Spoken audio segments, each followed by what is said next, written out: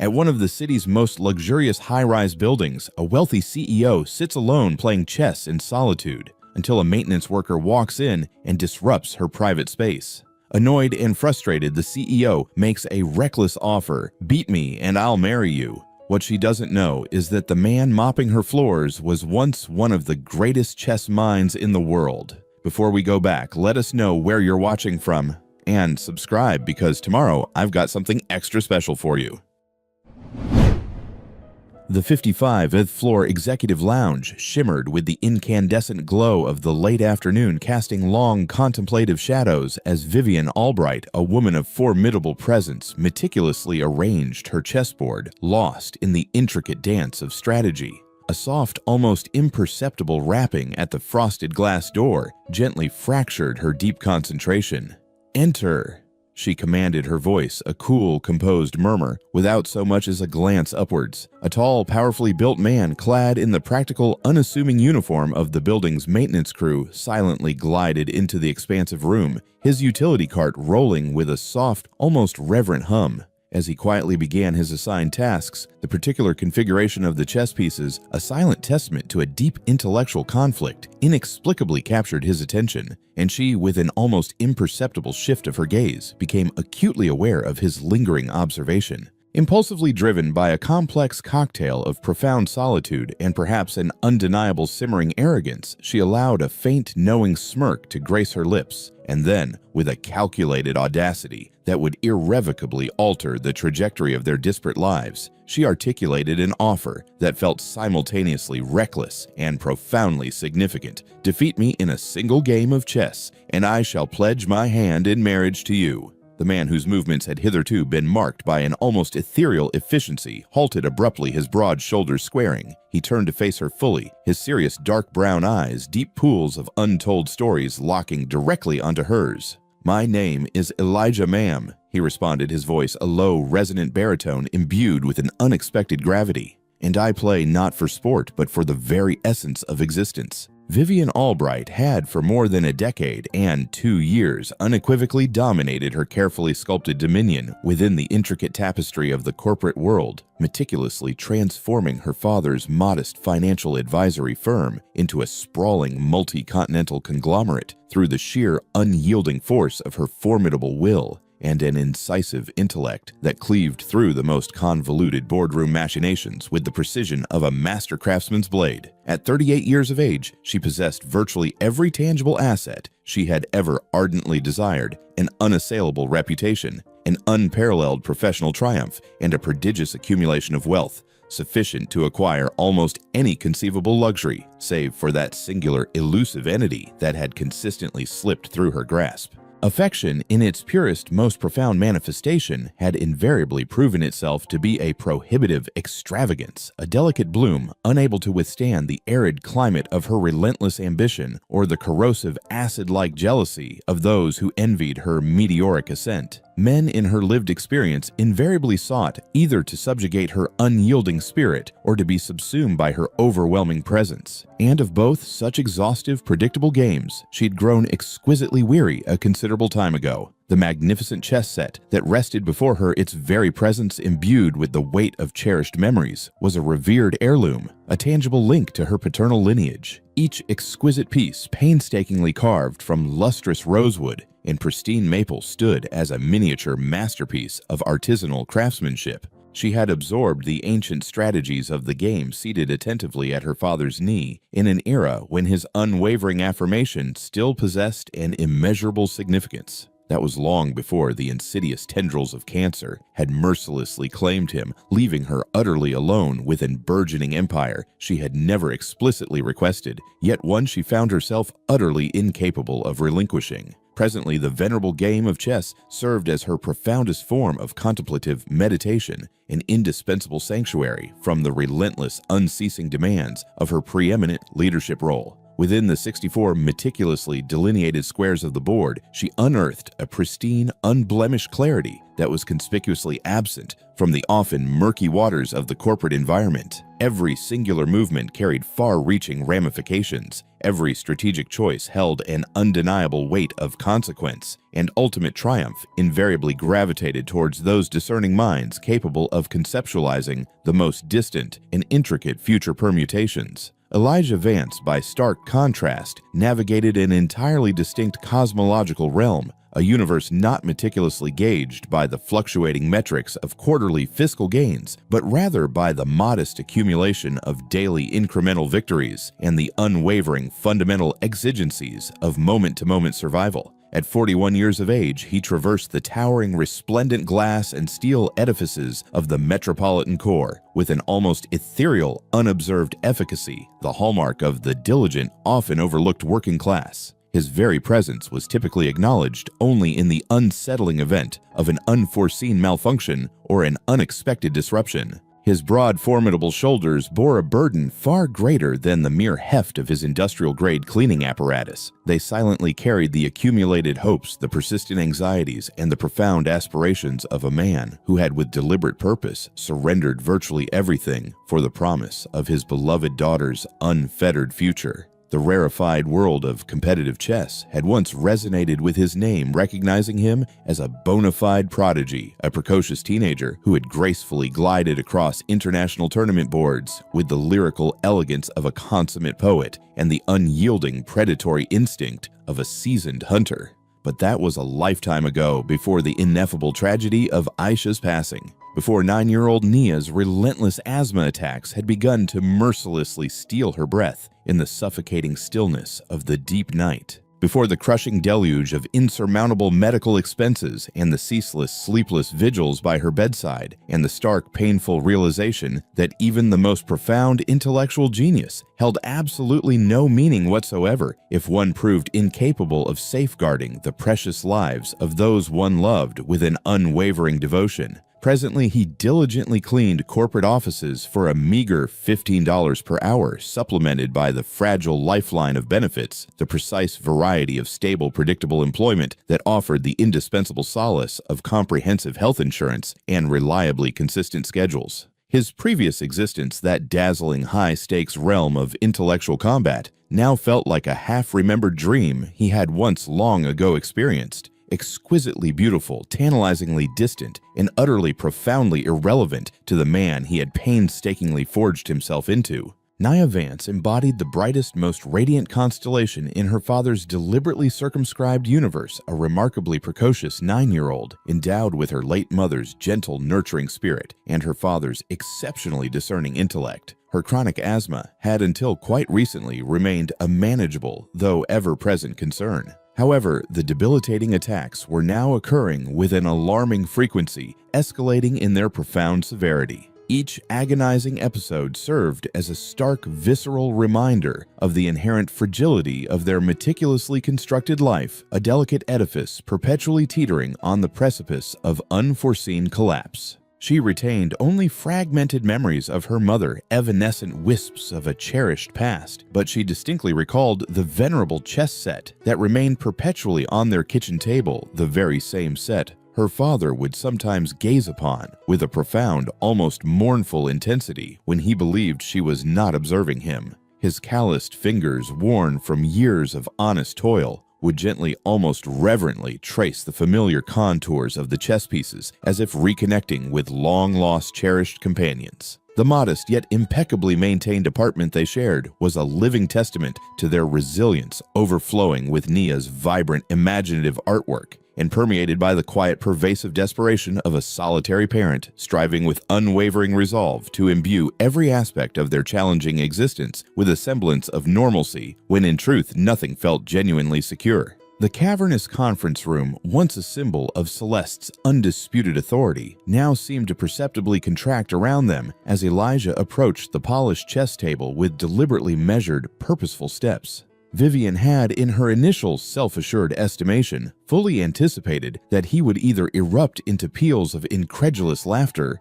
or offer some form of self-deprecating, perhaps even deferential remark concerning his presumed unfamiliarity with the intricate movements of the chess pieces, thereby effortlessly re-establishing the preordained natural hierarchy of their vastly different worlds. Instead, he was engaged in an intensely focused, almost surgical examination of the chessboard, his large, powerful hands hovering with a surprising, almost delicate grace over the intricately carved pieces, their movements imbued with the meticulous precision of a seasoned surgeon meticulously scrutinizing an X-ray. "You are currently engaged in a Queen's Gambit, I observe," he remarked, his voice a calm, steady cadence, specifically the declined classical variation. "It appears you consistently favor a calculated, overarching control over the more volatile, unpredictable realm of tactical complications." It was not phrased as a question, but rather as an unequivocal statement of insightful observation, and the startling, unblemished accuracy of his assessment caused an unprecedented, almost imperceptible flutter deep within Vivian's chest. It was perhaps the sharp sting of profound surprise, or quite possibly the nascent, tentative stirring of genuine, unfeigned interest she had experienced in a great many years. "You appear to possess a rather profound familiarity with the nuances of the board," she responded, striving with a conscious effort to maintain her carefully cultivated casual tone, while simultaneously re-evaluating with a newfound and intense scrutiny the man who now sat directly opposite her. Up close in the revealing intimacy of their shared space, she could discern the luminous intelligence that gleamed within the depths of his eyes, the carefully guarded way he composed himself, as if perpetually accustomed to the pervasive, unthinking inclination of others to habitually underestimate his capabilities. "Are you unequivocally certain you wish to accept this unconventional proposition of mine?" "I do not, as a general rule, experience defeat with any significant frequency." Elijah responded, a rare, captivating smile slowly unfolding across his entire face, utterly transforming his countenance. "Neither do I," he stated simply, his voice imbued with quiet confidence, his powerful hand reaching deliberately for the pristine White Queen's pawn. "Shall we then, with due ceremony, meticulously reset the board?" What transpired next was, without hyperbole, the most profoundly intense and intellectually challenging chess game of Vivian's entire life. Elijah played with an astonishing fluid grace that spoke volumes of countless years of dedicated serious study and meticulous refinement. Each move flowed with an organic, seemingly preordained inevitability from the last, as if he were meticulously executing a pre-written script visible only to his own discerning eyes. His opening strategy was classically sound, yet remarkably creative, swiftly establishing an undeniable command of the central squares, while simultaneously expertly concealing his deeper, more intricate strategic intentions. Vivian found herself unconsciously leaning forward, her customary unshakable confidence perceptibly dissolving as the stark realization dawned upon her that she was undeniably confronting a player of truly prodigious, undeniable skill. By the 10th meticulously executed move, a profound, unsettling certainty solidified within her. She was unquestionably in a precarious predicament. By the 15th move, she was engaged in a desperate, unyielding struggle for her very survival upon the unforgiving landscape of the board. Elijah's pieces maneuvered with an almost surgical precision, each calculated capture and every deliberate advance forming an integral part of a sprawling, magnificent strategic tapestry that was only now, with chilling clarity, beginning to reveal its grand design. He was not merely engaged in the act of playing chess. He was with an almost artistic mastery, conducting a profound, intricate symphony of strategy, each note building inexorably towards an inevitable, breathtaking crescendo. "Check," Elijah announced softly, his voice devoid of any discernible emotion. His knight, a dark silhouette against the lighter squares, had found a square that seemed to materialize from an ethereal void, utterly unanticipated. Vivian stared transfixed at the board, her formidable mind racing with a desperate urgency through a labyrinthine array of possible defensive maneuvers, each painstakingly conceived solution crumbling under the relentless scrutiny of her own incisive analysis. She instinctively moved her king to a perceived sanctuary, but even as she executed the move, she could, with a chilling prescience, perceive the impenetrable walls of his strategic design inexorably closing in around her.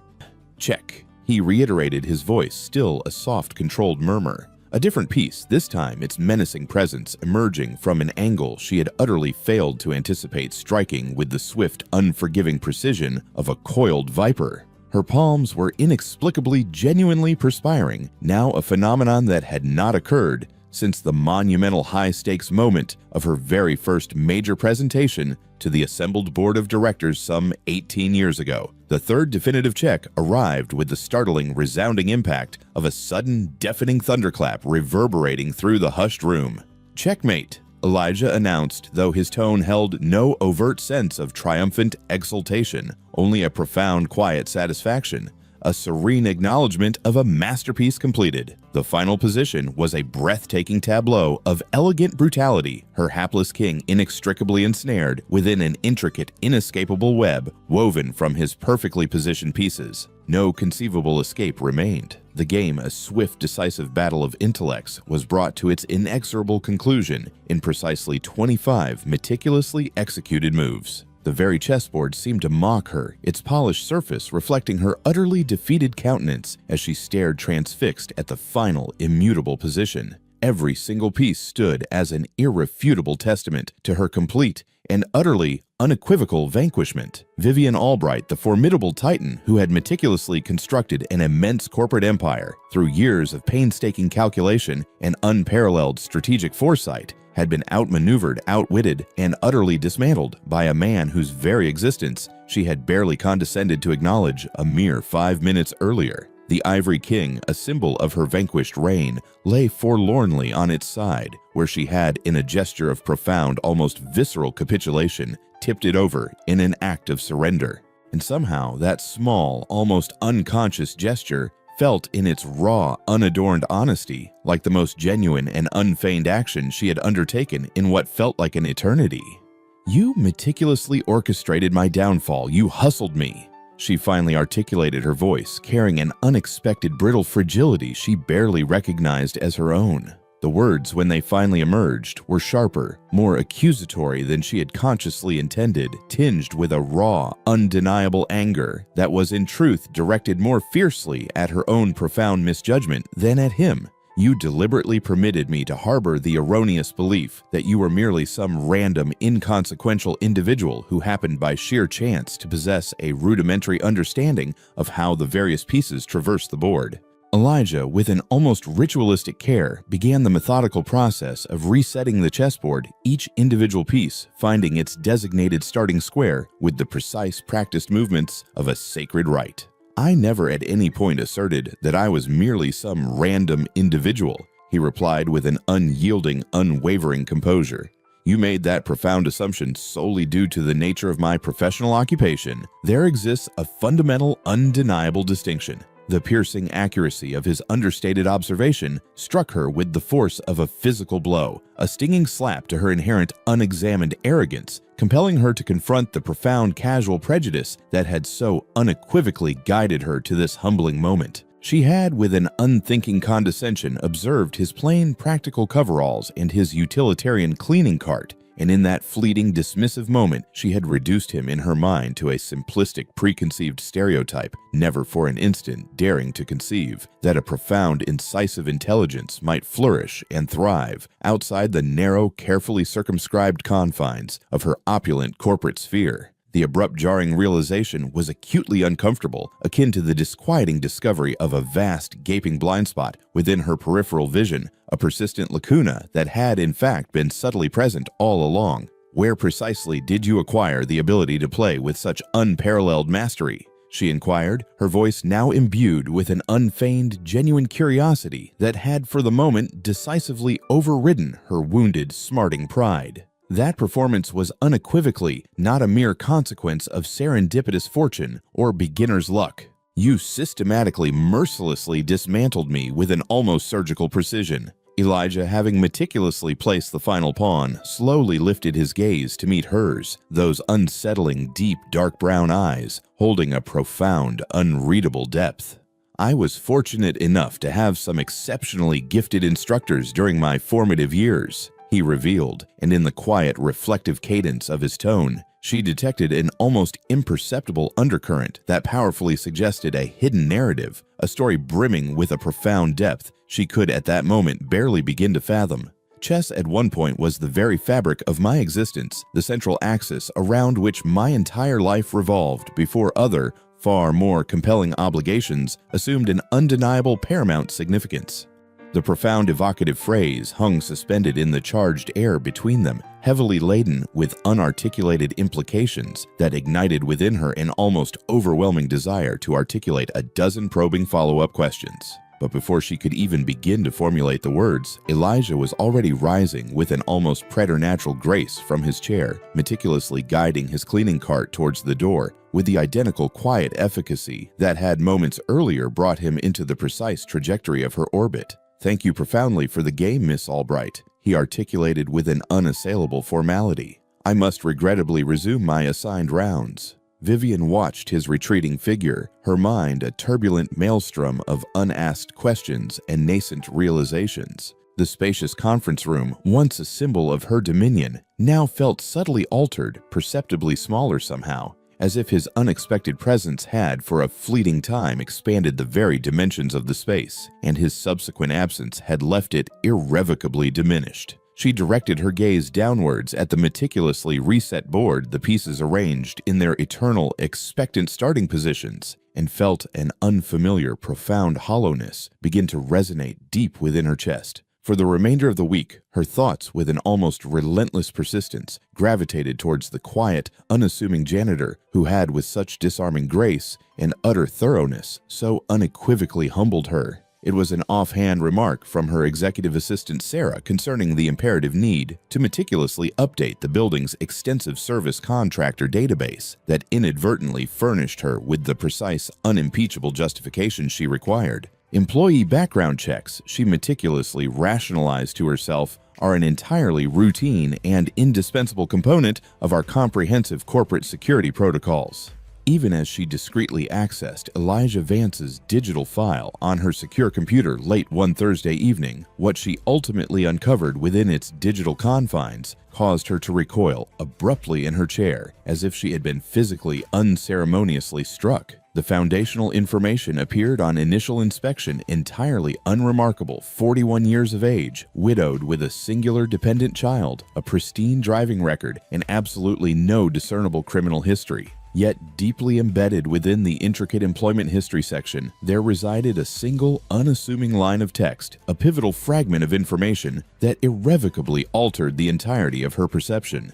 Previous occupation: professional chess player, USCF rating 2,510. Her hands inexplicably began to tremble as she meticulously cross-referenced that astonishing rating with the official authoritative databases maintained by the National Chess Federation. The cold objective numbers, when viewed in their proper context, narrated a profoundly compelling story that left her utterly breathless with disbelief and something that bordered on an almost reverent awe.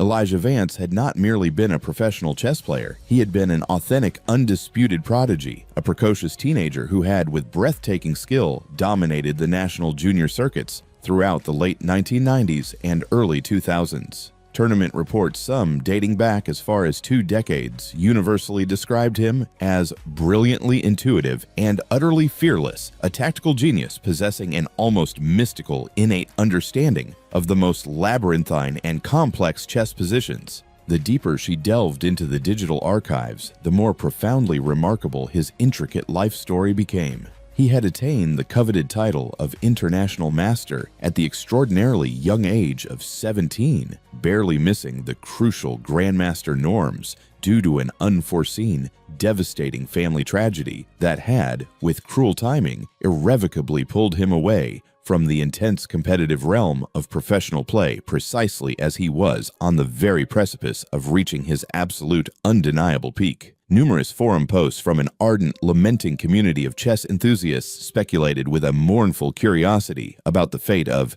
that Vance kid who could have been the next legendary Fischer, their words brimming with poignant questions. Speculation abounded concerning a monumentally promising career, abruptly truncated by utterly mysterious, inexplicable circumstances. The enigma was with a chilling finality unraveled by a death certificate she uncovered through painstaking public record searches. Aisha Marie Vance, age 32, succumbed to aggressive breast cancer, survived by her devoted husband Elijah and their beloved daughter Nia. The date on the certificate indicated 9 years ago a somber realization that meant he had been diligently caring for a terminally ill wife and a vulnerable toddler when he had, with an unimaginable resolve, irrevocably departed from the demanding world of professional chess, perhaps forever. The magnitude of his sacrifice was staggering in its comprehensive totality. He had relinquished not merely a potentially illustrious career, but an entire vibrant identity, an inherent sense of self. He had, with a profound act of self-effacement, painstakingly transformed himself from a meteoric rising star into a humble custodian solely for the unyielding sake of his family's fundamental survival.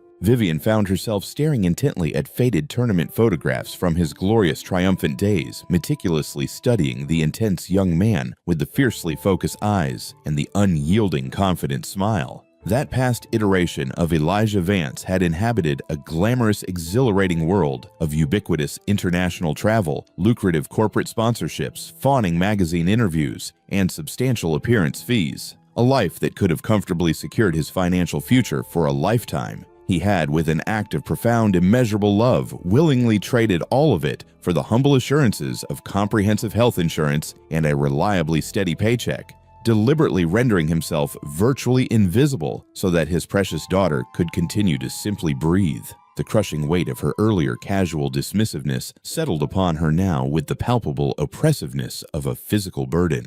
She had, in her monumental arrogance, observed his utilitarian work clothes and his quiet, unassuming demeanor, and had, without a second thought, erroneously assumed he was intellectually beneath her, never for an instant even contemplating the possibility that he had, in fact, sacrificed more than she had ever, in her most ambitious dreams, managed to achieve. The man who had, with such effortless grace, so thoroughly vanquished her, had been engaged in the demanding intellectual combat of chess at its most exalted echelons when she was still merely grappling with the rudimentary principles of corporate balance sheets. Beyond that, and perhaps even more profoundly, he had, with a selflessness she could barely comprehend, voluntarily surrendered genuine greatness for the sake of an unyielding, profound love, a concept she had never truly understood because she had, in her relentless pursuit of power, never loved anyone or anything more profoundly than she cherished the intoxicating taste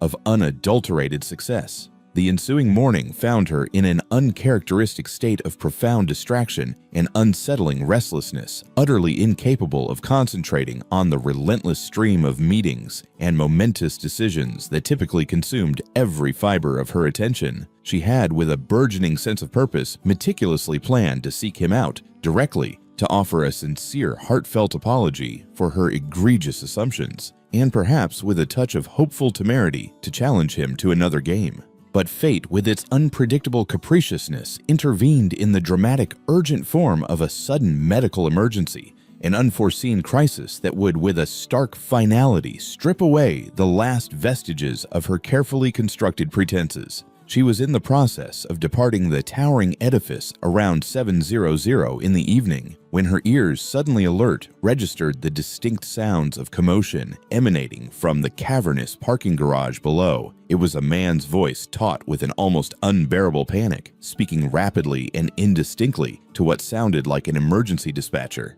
Following the urgent sound, she located Elijah kneeling beside a small, fragile girl who was engaged in a desperate, visible struggle to draw a breath. Her tender lips were tinged with a faint, unsettling blue, her wide, desperate eyes mirroring the particular visceral terror of someone slowly succumbing to a drowning in the very air itself. "Nia, my sweet girl, just try to relax, darling," Elijah was murmuring his voice, despite the palpable, almost radiating fear that emanated from every rigid line of his powerful body, remarkably steady. "The ambulance is on its way. Okay, Daddy's right here, my love."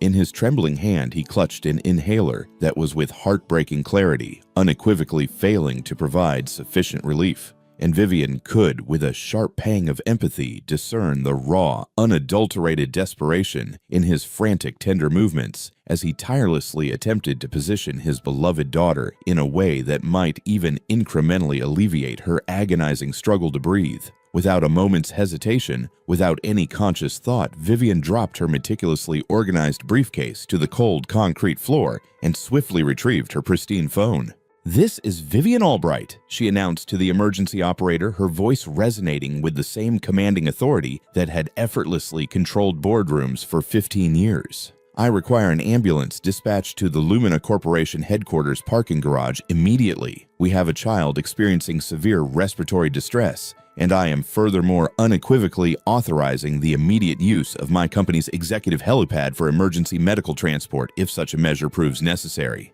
The subsequent hour passed in a disorienting, bewildering blur of swiftly moving paramedics and gleaming oxygen tanks of Elijah's ashen-drawn face as he climbed with a desperate urgency into the ambulance beside his daughter's small stretcher, of Vivian almost unconsciously following in her own sleek car because somehow, inexplicably, the very notion of leaving felt utterly impossible. At the sprawling sterile hospital, she found herself in the uniquely uncomfortable position of being simultaneously indispensable and utterly, profoundly useless. Her comprehensive insurance information and unequivocal emergency authorizations effortlessly smoothed Nia's path through the chaotic, urgent triage process, but she could only watch with a gnawing helplessness as Elijah disappeared behind the imposing double doors of the pediatric emergency department. She waited in the stark, impersonal family lounge, enveloped by the peculiar, almost palpable mixture of fragile hope and crushing despair that hospitals with their inherent nature so adeptly cultivated, checking her sleek phone every few fleeting minutes for updates she instinctively knew with a sinking heart would not materialize.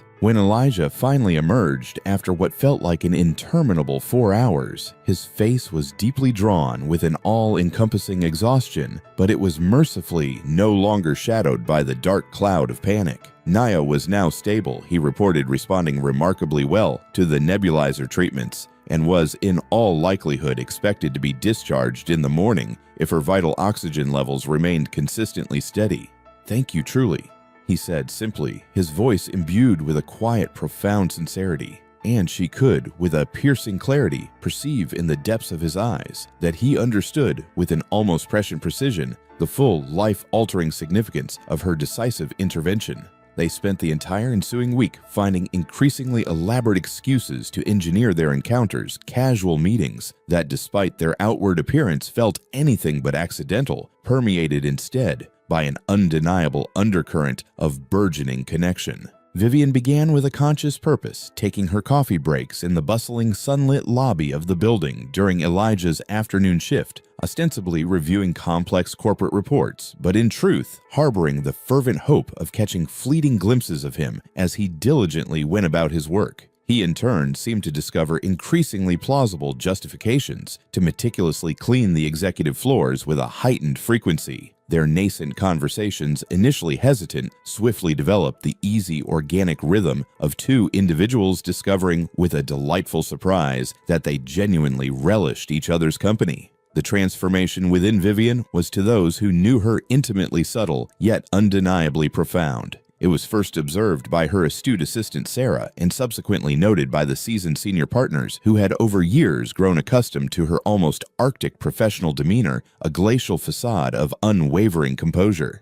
She smiled more readily, laughed on occasion during meetings, and seemed in some inexplicable way more authentically present in conversations no longer perpetually calculating 3 strategic moves ahead. The palpable transformation was alluring in ways that bore absolutely no relation to her outward physical appearance, and everything instead to the slow, captivating emergence of a deep-seated warmth that had been for countless years meticulously buried beneath impenetrable layers of corporate armor. For Elijah, the nascent friendship represented a different yet equally profound kind of revelation. He had grown so utterly accustomed to the pervasive invisibility that had enveloped him, to the consistent dismissal or outright disregard of his profound intelligence and his rich, complex history, that Vivian's genuine, unfeigned interest in his thoughts and candid opinions felt akin to stepping for the first time in years into the welcoming embrace of bright, life-giving sunlight after an eternity spent in the suffocating shadows. She inquired about his beloved daughter Nia with a true heartfelt curiosity about his distinguished chess background, without a hint of condescension,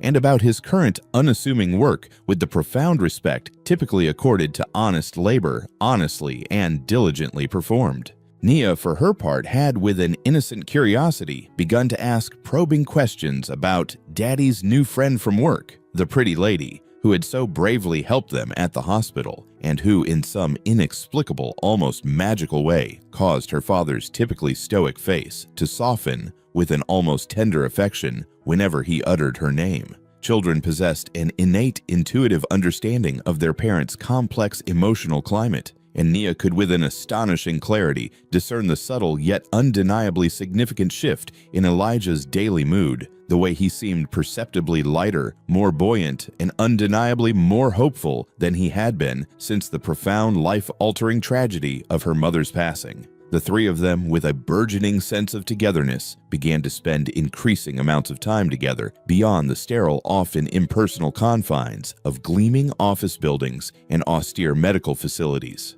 Their new routine included delightful Saturday afternoon excursions to the sprawling city park, where Nia could freely play on the vibrant playground while the adults engaged in quiet, meaningful conversation. There were also casual, comfortable dinners at family-friendly restaurants, where Vivian, with a quiet sense of wonder, marveled at the effortless, easy intimacy that existed so palpably between father and daughter. Then came the cozy movie nights at Elijah's modest brownstone in the city's historic jazz district, where she painstakingly learned to navigate the complex, often humorous negotiations required to select films deemed suitable for a 9-year-old's discerning viewing preferences. Vivian discovered with a profound and unexpected joy that she genuinely relished Nia's vivacious company, finding in the child's bright, unbridled curiosity and unguarded, unconditional affection something deeply nourishing that she had in her relentless pursuit of success,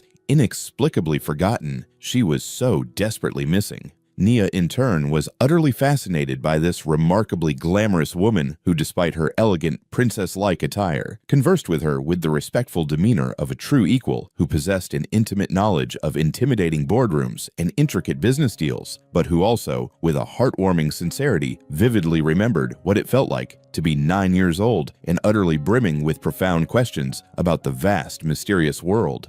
The burgeoning closeness that developed between them felt profoundly natural and utterly inevitable, akin to the organic unfolding development of a meticulously played chess position where every successive move flowed with an undeniable logical precision from the one that preceded it. However, their burgeoning, deeply private happiness was imminently poised to collide with the harsh public scrutiny that inevitably accompanied Vivian's preeminent position and widespread prominence, thereby setting in motion a tumultuous series of events that would, with a relentless intensity, rigorously test the very foundations of everything they were so painstakingly constructing together. The insidious video materialized without warning on the company's internal social media platform on a Wednesday afternoon, surreptitiously posted by Caleb Jones, a junior associate embedded within the accounting department, who had, with a casual disregard for privacy, been working late the previous week. The surreptitious footage was grainy and indistinct, captured through the transparent glass wall of the conference room using his smartphone, yet the accompanying audio was with an unsettling clarity, perfectly discernible Vivian's unmistakable voice, articulating her reckless, impulsive offer, Elijah's measured, resonant response, the palpable, almost tangible intensity of their chess game, all compressed into a mere 120 seconds of compelling corporate drama. The accompanying caption emblazoned beneath the video read with an ironic glee, "When the CEO rashly pledges to marry the custodian if he dares to defeat her at chess, and he astonishingly achieves it in 3 masterful moves.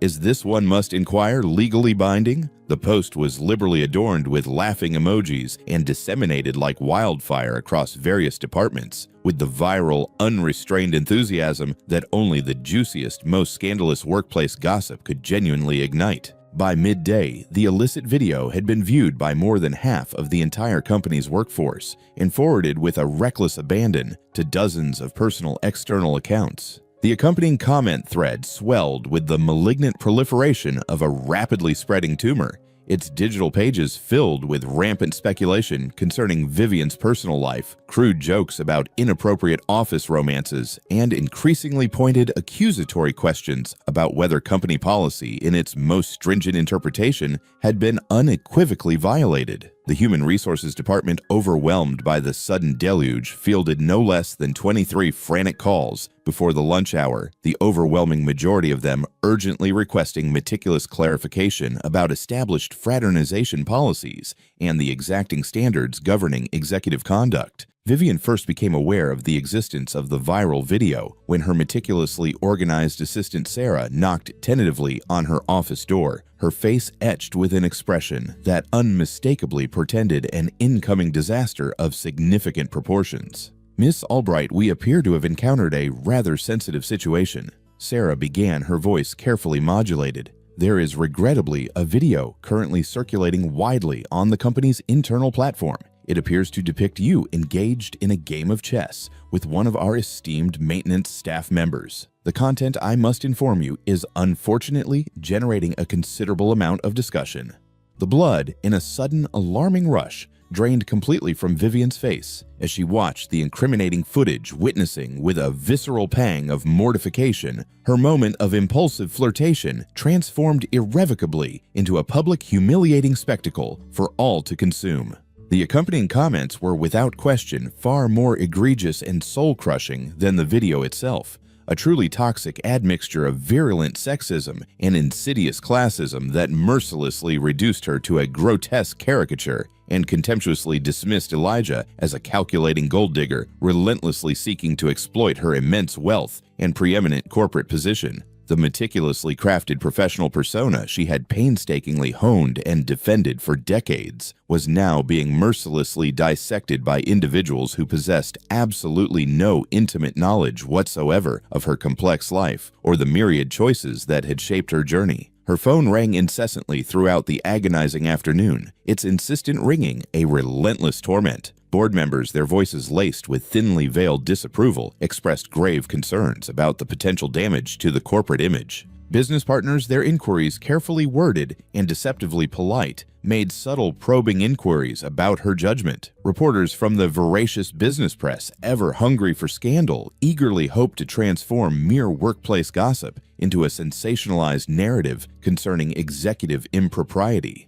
Each successive conversation mercilessly chipped away at her carefully constructed composure, forcing her to defensively justify decisions she wasn't even entirely certain she fully comprehended herself. The most devastating call, a true blow to her very core, originated from Uncle Bernard, her paternal uncle, and the esteemed chairman of the board, whose profound disapproval carried the immense weight of both ingrained family disappointment and critical fiduciary responsibility. "Vivian, for heaven's sake, what precisely is all this absurd nonsense concerning your supposed marriage to the janitor? The entire board is profoundly concerned about your judgment, young lady. This particular brand of damaging publicity could irrevocably mar our hard-won reputation with our most valued clients." It was merely a jest, Bernard, she articulated tightly, a profound self-loathing curdling within her for the defensive, almost childish tone that had inexplicably crept into her own voice. A casual throwaway comment deliberately extracted from its original context by someone possessing far too much idle time and woefully insufficient discretion. "It does not by any stretch of the imagination appear casual in the video footage," he retorted coldly, his voice devoid of any warmth. "It appears in stark truth as though you are deliberately making a mockery of your esteemed position and by extension the inherent dignity of the entire company." That evening, she found herself with a burning sense of indignation, directly confronting Elijah within the confines of the building's service elevator, her carefully constructed composure finally fracturing, splintering under the accumulated immense weight of public humiliation and unrelenting professional pressure. The man who had only days prior appeared so unequivocally noble and principled in the sterile high-stakes environment of the hospital now, in her distorted perception, seemed chillingly akin to a potential opportunist, someone who might, with a cunning deliberation, have meticulously orchestrated the entire distressing situation for the sole purpose of personal venal gain. "Did you know?" she demanded, foregoing any preamble, her voice sharp with accusation. "Did you know that treacherous little weasel Caleb was actively recording us? Was this entire charade some elaborate, meticulously planned scheme to deliberately embarrass me, or perhaps to strategically leverage yourself into a far more advantageous situation?" Elijah's face in response to her barrage went carefully blank, adopting the unreadable expression of someone who had, through countless difficult experiences, painstakingly learned to weather unmerited accusations without succumbing to the natural impulse to immediately fight back.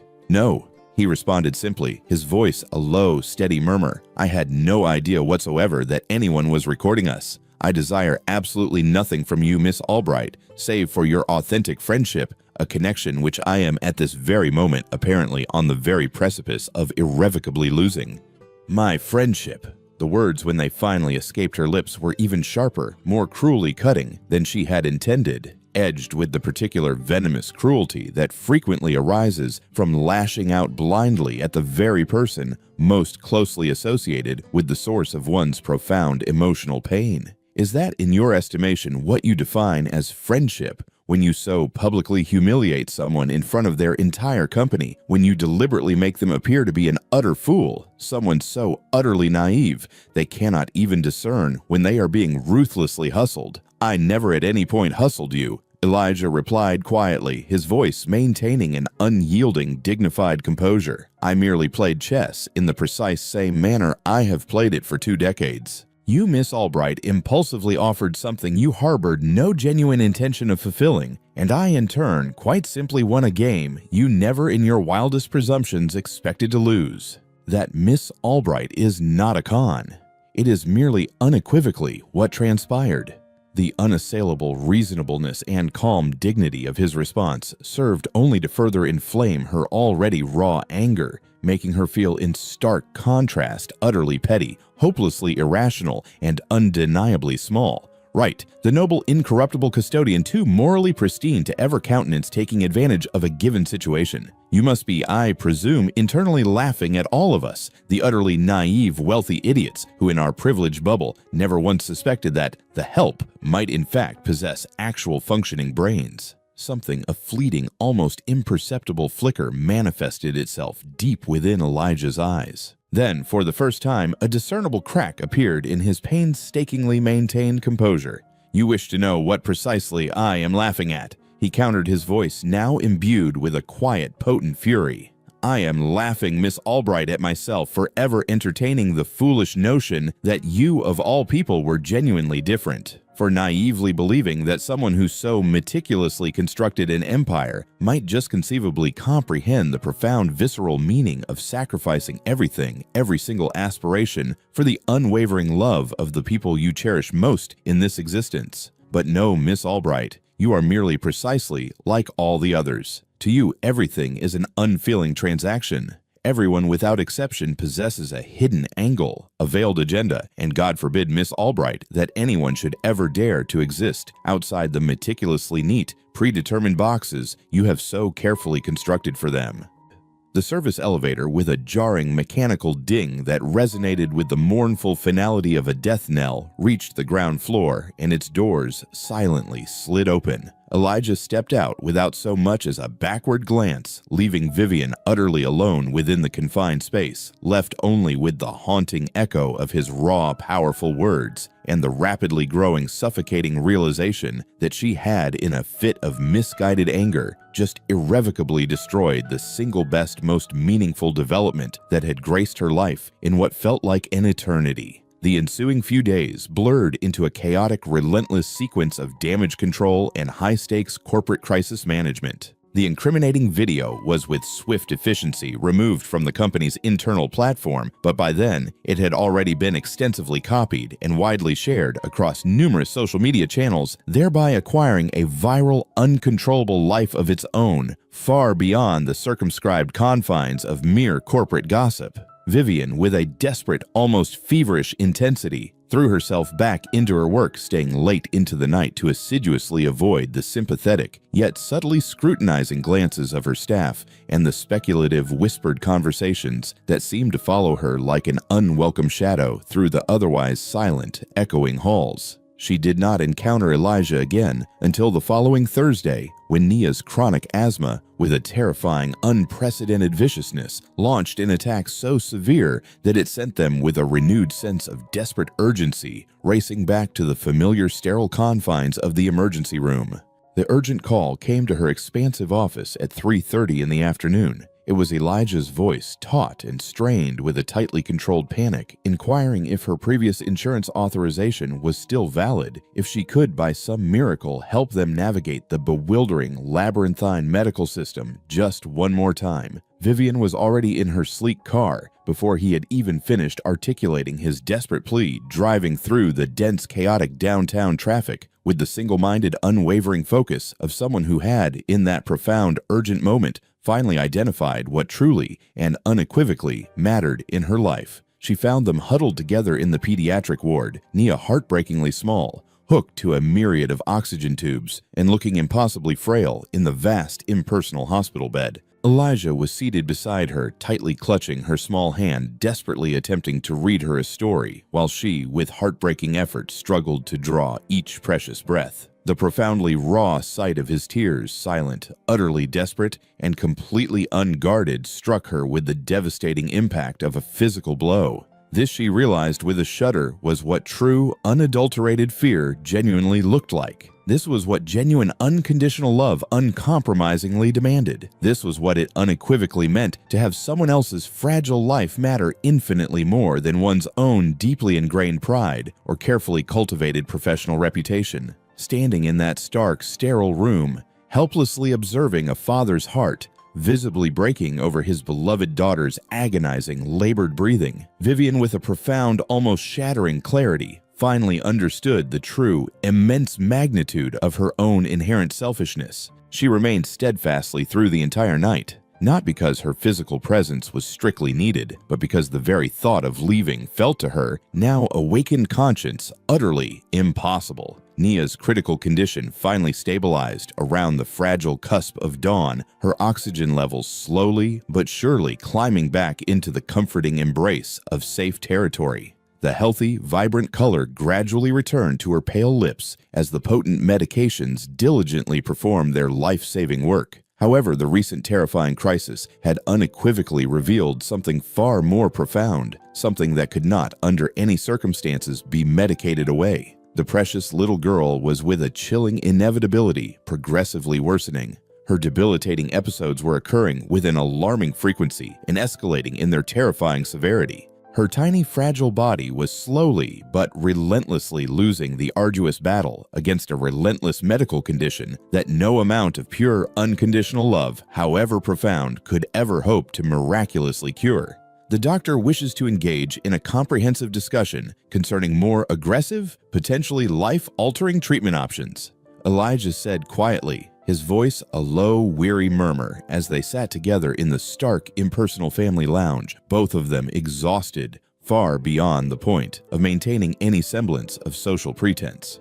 They are speaking of experimental therapies, consulting with highly specialized experts in other far-flung cities, the kind of intensive specialized care that, to be unequivocally honest, costs more than I could possibly earn in 7 long years. Vivian, in that moment, yearned with an almost desperate urgency to offer financial assistance, to write substantial checks that would instantly alleviate the immediate crushing financial burden. But she could, with a sharp, intuitive clarity, perceive in his weary, resigned face that any form of direct charity would only serve to drive him further, irrevocably away. Instead, with a profound sense of trepidation, she articulated the far harder, more vulnerable question: "What, if anything, can I possibly do to assist?" "Nothing," he responded, his voice devoid of any discernible bitterness, merely a quiet resignation. "This, Vivian, is not a problem you possess the power to simply fix. Some things regretfully simply exist as they are immutable and unyielding." The quiet, profound acceptance in his voice caused a deep, aching sensation within her chest, a painful constriction that spoke of unshed, lingering tears. She had, for the entirety of her adult life, harbored the unwavering belief that every conceivable problem possessed a quantifiable solution, that a sufficient accumulation of wealth or influence, or even the most astute strategic thinking, could invariably surmount any obstacle, no matter how formidable. But here, standing before her, was a man she had come to profoundly care about, facing a profoundly devastating situation that could not by any means be managed or negotiated or bought off with a mere financial transaction. And her inherent helplessness in that poignant moment was complete, absolute, and utterly overwhelming. I am so profoundly sorry." She finally articulated the words when they finally emerged, carrying the accumulated weight of years of unspoken regret. "Sorry for what I so cruelly uttered in the elevator, for presuming the very worst about you, without cause, for embodying precisely the kind of person you quite rightly believed me to be." Elijah looked at her, his deep, dark brown eyes possessing an almost uncanny ability to perceive far too much of her innermost thoughts. "You were afraid," he stated simply, his voice a gentle, understanding murmur. "People, when gripped by profound fear, often utter words they do not, in their truer essence, genuinely mean. I comprehend that, Vivian. Can you forgive me?" "There is nothing, Vivian, to genuinely forgive. You reacted precisely in the manner anyone in your position would invariably react. I merely perhaps foolishly harbored the silent hope that you might just possibly be different." The quiet, profound devastation that resonated within his voice was far more acutely painful than any overt anger would have been. It was a stark, agonizing recognition that she had, in a moment of profound weakness, utterly failed to measure up to some unspoken lofty standard, a benchmark she had not even known existed until that very moment. She desperately wanted to argue, to vehemently defend herself, to meticulously explain the immense pressures that had, with an unrelenting force, driven her to lash out so indiscriminately. But all of those carefully constructed explanations felt in the face of his beloved daughter's desperate struggle to simply breathe, like hollow, inadequate excuses. That same afternoon, Vivian, with a newfound and profoundly altered perspective, made a decisive choice, a course of action that would have utterly astonished anyone intimately familiar with her long-standing professional reputation for meticulously calculated risk assessment. She drove with a determined purpose to Elijah's apartment complex, a modest yet immaculately maintained collection of brownstone buildings that served as the humble abodes for the diligent working families who were the very backbone, the indispensable engine that kept the sprawling city functioning,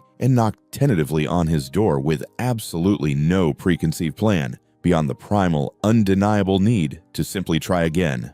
Nia answered the door, her small face looking perceptibly pale, but remarkably alert, her breathing thankfully noticeably easier than it had been in the harrowing confines of the hospital. "Hi, Miss Vivian," she said, with the shy, endearing smile that never for an instant failed to melt something unexpectedly tender deep within Vivian's chest. "Daddy's in the kitchen making us the best grilled cheese sandwiches. Do you by any chance want some?" The profound domestic normalcy of the scene that unfolded before her, a devoted father lovingly cooking for his cherished daughter, the child innocently playing the comfortable, almost comforting chaos of a life lived not by the cold, calculating metrics of profit margins, but instead by the boundless, unwavering currency of pure, unadulterated love, caused Vivian's throat to constrict with a profound rush of emotion. This, she realized with a sudden searing clarity, was precisely what she had been so utterly terrified of losing to the corrosive blight of corporate gossip and the harsh, unforgiving crucible of professional judgment. This small, precious pocket of warmth blossoming within a world that had around her grown increasingly cold and impersonal. Elijah emerged from the bustling kitchen, his expression questioning a subtle mixture of surprise and cautious hope, but Nia, with an innocent eagerness, had already taken Vivian's hand, her small fingers warm against hers, and was leading her with a determined urgency to the unassuming kitchen table where the cherished chess set still sat in its place of honor, an unspoken testament to enduring connections.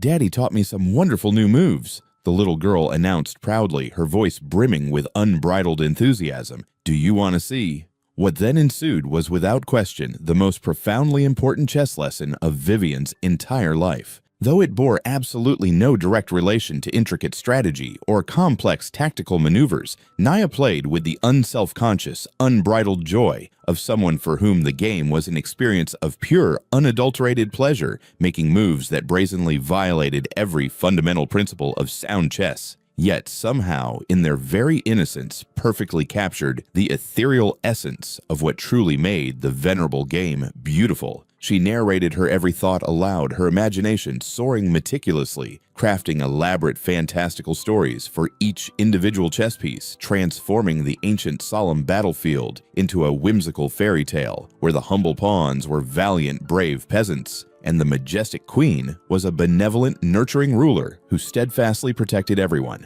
You are clearly not playing with the objective of winning." Vivian observed her tone devoid of any critical judgment, but rather brimming with a profound, genuine curiosity.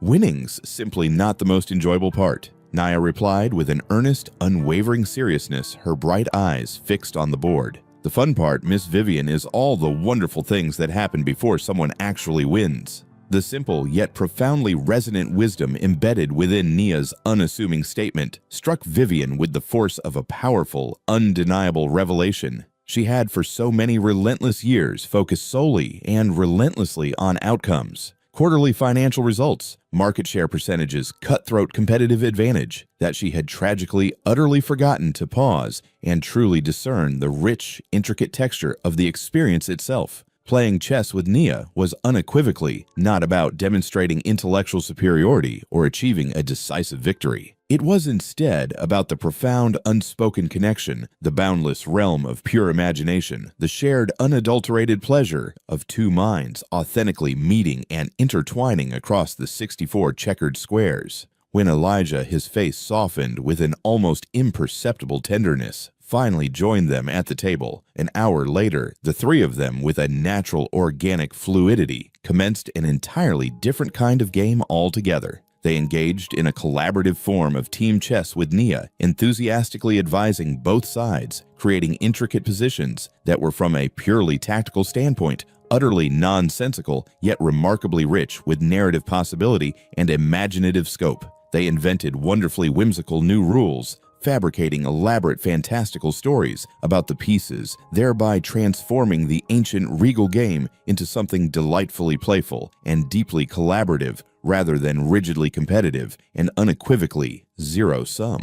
"I brought something for you all," Vivian announced, eventually, her voice a little breathless with anticipation as she meticulously retrieved a small, elegantly wrapped package from the depths of her expensive purse. Inside, nestled securely within its soft tissue paper, was a brand new chess set, meticulously carved from beautifully lustrous maple and dark rich walnut. Each individual piece was a small, exquisite work of art, catching the golden dappled light of the afternoon sun as it streamed in through the apartment windows, illuminating its intricate details. Nia's bright, intelligent eyes widened perceptibly with unadulterated delight as she carefully lifted each piece, her small fingers tracing its contours, examining the intricate details with the profound reverence of someone who intuitively understood that she was holding something truly precious and deeply cherished. "They are so utterly beautiful," she whispered, her voice a hushed murmur as she gently traced the carved mane of a knight with one small, delicate finger.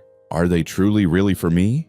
"They are indeed, truly and unequivocally for you," Vivian confirmed, a burgeoning warmth spreading through her chest, a sensation that bore absolutely no relation to the child's expressed gratitude, and everything instead to the simple, profound joy of giving without any underlying expectation of reciprocal return. "Your father tells me you are quickly becoming rather adept at the game." Elijah watched the entire heartwarming exchange with a complex expression that cycled gracefully through profound surprise, deep appreciation, and something far more profound, something deeper that caused Vivian's pulse to quicken perceptibly. "You did not truly have to undertake such a generous gesture," he said quietly, his voice imbued with a gentle sincerity. But she could, with an acute sensitivity, discern in his tone that he understood the profound gesture for precisely what it was. Not a detached act of impersonal charity, but rather a heartfelt offering, a meticulously constructed bridge spanning the vast, silent chasm that her harsh, ill-considered words had only recently so cruelly created between them.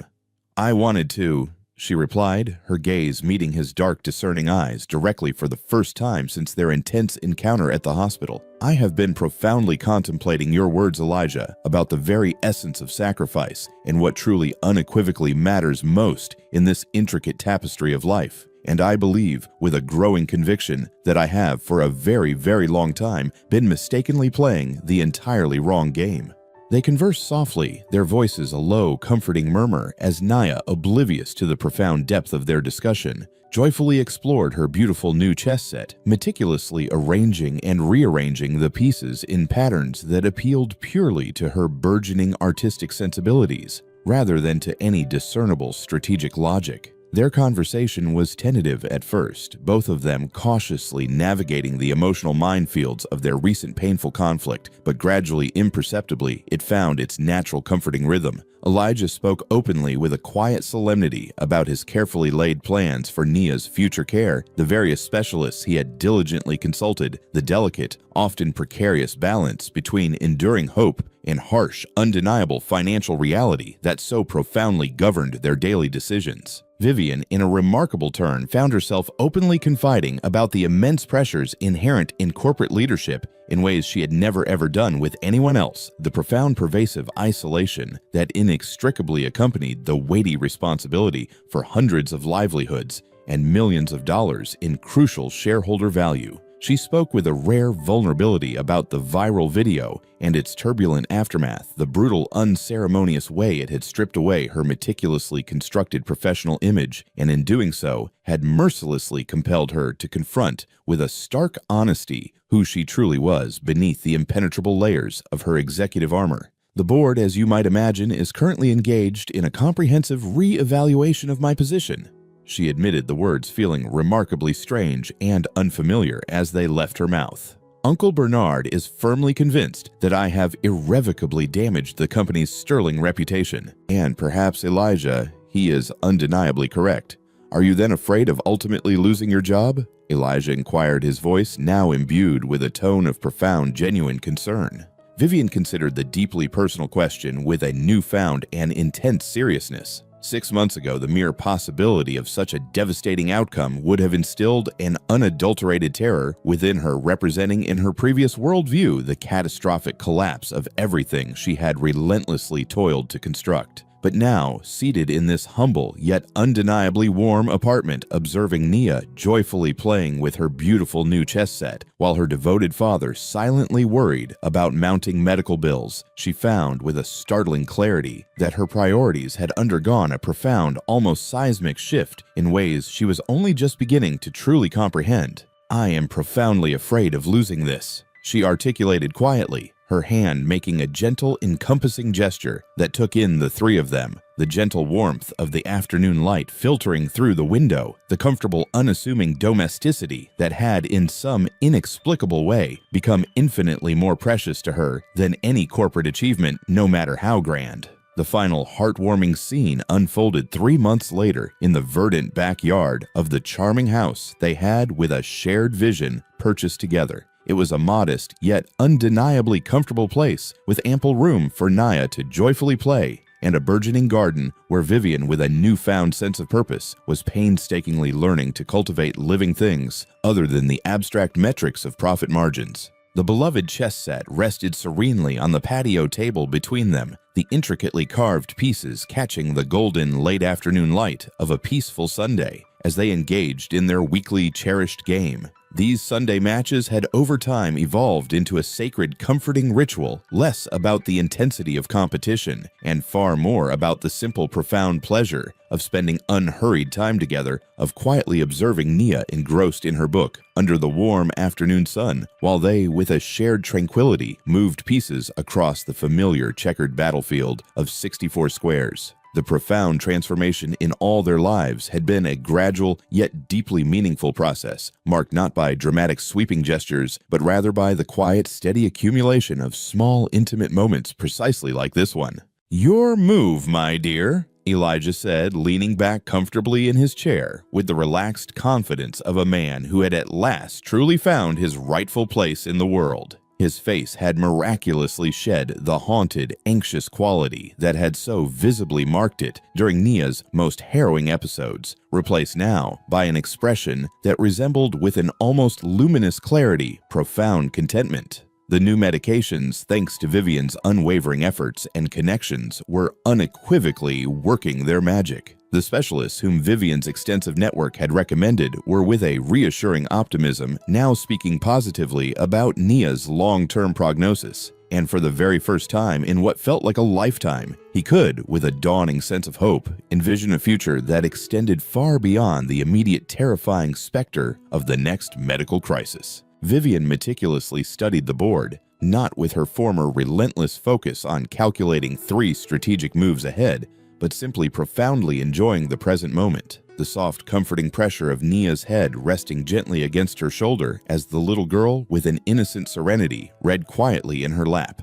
The chess position was intricate, yes, but not critically decisive. It was precisely the kind of game where the true pleasure resided in the unhurried act of playing itself, rather than in the ultimate outcome of winning. She had, through these shared experiences, learned to genuinely appreciate these drawn-out, wonderfully meandering matches that could at times last for several hours, punctuated by the easy flow of comfortable conversation and genuine laughter, and the occasional delightful interruption from Nia, who possessed firmly held opinions about absolutely everything, and was refreshingly uninhibited about vocally sharing them.